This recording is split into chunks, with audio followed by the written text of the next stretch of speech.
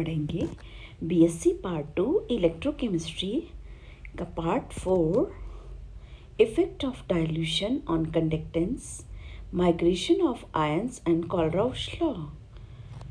सबसे पहले हम पढ़ेंगे effect of dilution on conductance.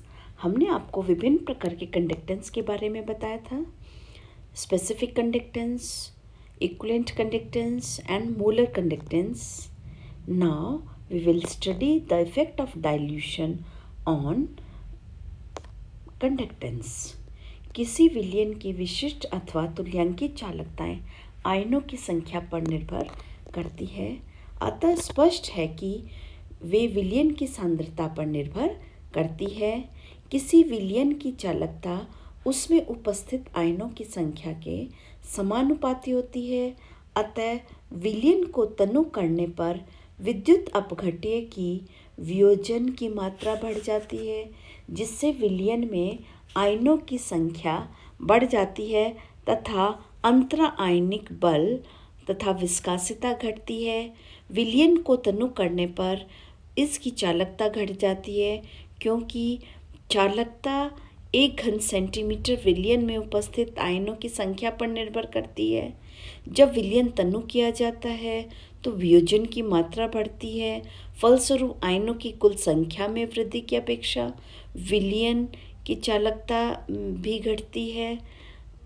सारणी 5.3 में 25 डिग्री सेंटीग्रेड पर केसीएल विलयन की विभिन्न सांद्रता पर विशिष्ट चालकता एवं तुल्यांकी चालकता के मान दिए गए हैं।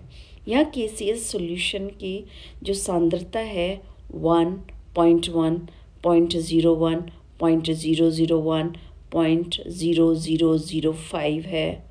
तनुकरण अर्थात ग्राम तुल्यांक विद्युत अपघट्य रखने वाला जो विलयन है उसका आयतन है 1000, 10,000, 1 लाख, 2 लाख, 10 लाख, 20 लाख एक्सेट्रा।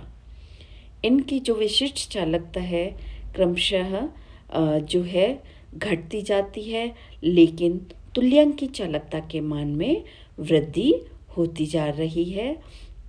आप देखेंगे तो विलयन को तनु करने पर उसकी तुल्यांकी या आणविक चालकता में वृद्धि होती है। चूंकि इनको तनु करने पर 1 ग्राम तुल्यांकी अथवा 1 ग्राम अणु विद्युत अपघट्य रखने वाले विलयनों का जो आयतन है वी बढ़ता है, जबकि अपेक्षाकृत चालकता में कमी कम अनुपात में होती है। इसलिए तुल्यांकी चालकता जो है लैम्ब्डा इंटू वी का गुणनफल है बढ़ती है। तुल्यांकी व आणविक चालकताएं तनुकरण करने पर लगातार तब तक बढ़ती है जब तक कि इनका उच्चतम मान नहीं हो जाता। आगे तनुकरण करने पर तुल्यांकी व आणविक चालकता में कोई परिवर्तन नहीं होता। इन चालकताओं का उच्चतम मान चरम मान या अनंत तनुता पर तुल्यांकी चालकता कहलाती है। इन्हें क्रमशः लैम्ब्डा नॉट या लैम्ब्डा इनफाइनाइट या लैम्ब्डा एम नॉट या लैम्ब्डा एम इनफाइनाइट से प्रदर्शित करते हैं। इस अवस्था में विद्युत अपघट्य का आयनन पूर्ण हो जाता है और तनुकरण के साथ चालकता में कमी उसी अनुपात में होती है जिस अनुपात में 1 ग्राम तुल्यांक विद्युत अपघट्य रखने वाले विलयन के आयतन में वृद्धि होती है, ताकि गुणनफल कपा इंटू वी अपरिवर्तित रहे। अतः तुल्यांकी व आणविक चालकता भी परिवर्तित नहीं होती है बल्कि स्थिर रहती है। तो इस प्रकार हमने चालकता का तनुता होने पर प्रभाव देखा। अब हम बात करते हैं migration of ions and Kohlrausch law. Kohlrausch scientist ने माइग्रेशन ऑफ आयन का विस्तृत अध्ययन किया और निम्न नियम प्रतिपादित किया। दुर्बल विद्युत अपघट्यों के लैम्ब्डा इनफाइनाइट का मान ज्ञात करने के लिए आलेख बहिर्वेशन विधि द्वारा काम में नहीं लाई जाती, अतः इसको निर्धारित करने के लिए आयनों के स्वतंत्र अभिगमन के लिए Kohlrausch law of independent migration of ion काम में लेते हैं।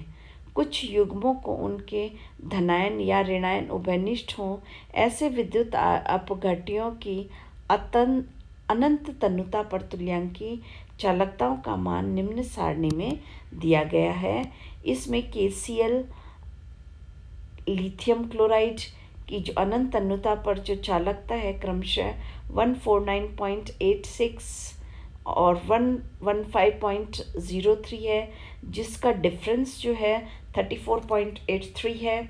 इसी प्रकार से KNO3 और लिथियम नाइट्रेट, इनका भी डिफरेंस 34.83 है। उसी प्रकार पोटेशियम हाइड्रोक्साइड और लिथियम हाइड्रोक्साइड की लैम्डा इनफाइनाइट का भी डिफरेंस का मान 34.80 है।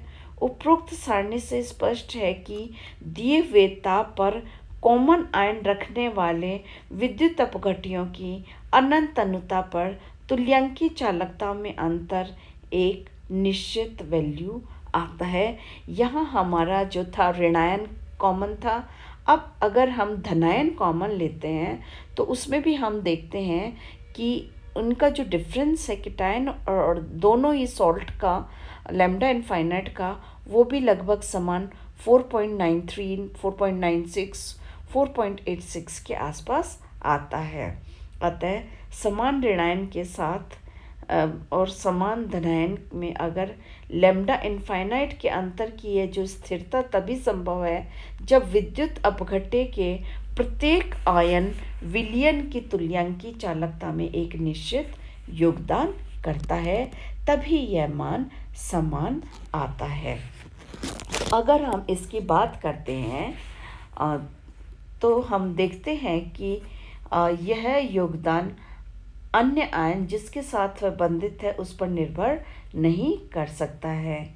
इन 1875 कोलराउश ने इस प्रकार बताया कि अनंत तन्नुता पर विद्युत अपघट्य का जो है आयनन पूर्ण हो जाता है, इंटर आयनिक अट्रैक्शन समाप्त हो जाता है, जिससे आयनों के बीच कोई अन्योन्य क्रिया संभव नहीं होती है।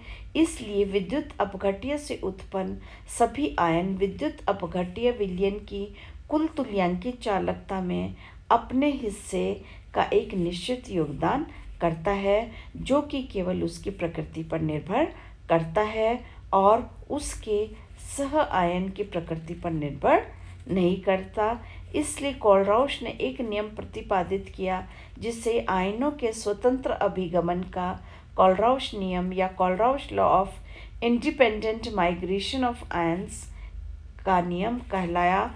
इस नियम के अनुसार किसी विद्युत अपघट्य की अनंत तन्नुता पर तुल्यांकी चालकता उसके अपने आयनों की आणविक चालकताओं के योग के बराबर होता है। अतः lambda infinite is equal to lambda infinite of cation plus lambda infinite of anion के बराबर होता है, जहाँ ohm inverse centimetre square mole inverse lambda infinite cation तथा लैम्डा इनफाइनाइट एनायन क्रमशः अनंत तन्नुता पर धनायनों और ऋणायनों की चालकताएं हैं। इन्हें मोलर आयनिक चालकताएं भी कहते हैं, जिसे lambda infinite NaCl is equal to lambda infinite Na plus lambda infinite Cl minus से अभिव्यक्त करते हैं। निम्न सारणी में कुछ धनायनों व ऋणायनों की अनंत तन्नुता पर मोलर चालकताएं दी गई हैं।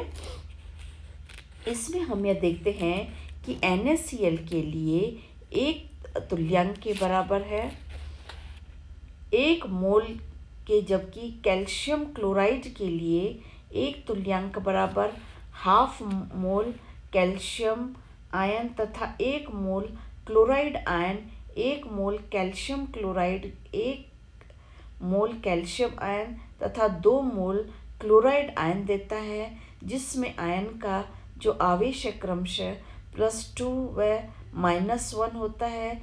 इसी प्रकार सोडियम सल्फेट के लिए हम इस प्रकार लिख सकते हैं half of lambda infinite Na2SO4 is equal to lambda infinite of Na plus half lambda infinite of sulphate ion अनंत तन्नुता पर मूलक चालकता के संबंध में समीकरण है।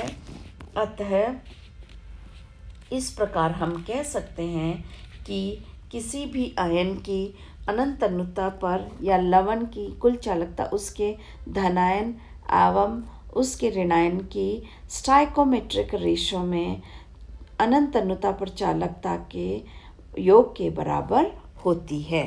Thank you.